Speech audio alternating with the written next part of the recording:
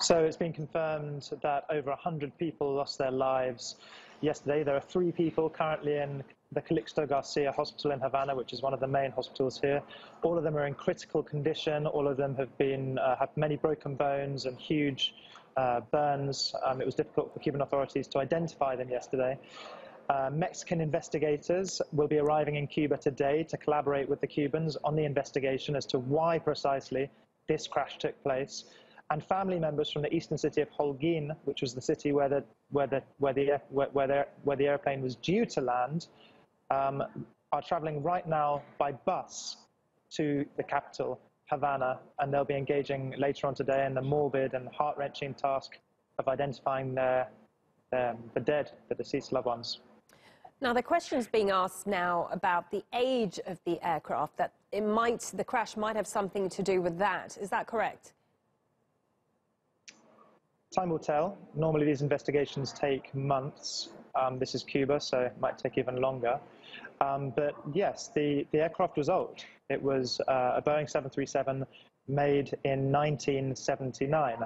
And Cuba has made efforts in recent years to purchase more Russian airplanes for its domestic flights. But overall, by international standards, their fleet is aging. I know people that traveled within Cuba a couple of years ago, and they said that there were, on one flight at least, there were cockroaches, and there were, and upon landing it was raining and water came in the plane. So if you speak to Cubans, it's normal that there's an awareness that planes are old, and that cannot be delinked from the US embargo on Cuba, because Cuba cannot buy aeroplanes from Boeing, US company.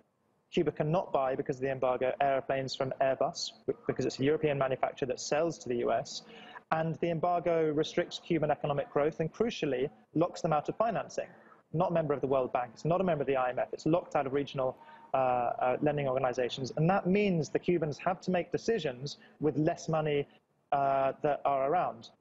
Just by chance, the new Cuban vice president met with Cuban Aviación, which is the company whose plane crashed on Friday. He met with them on Thursday to discuss this problem about how the embargo impedes them from getting parts. And the president of that company said that we'd like to expand our fleet, but we can't get many of the planes and the parts we want.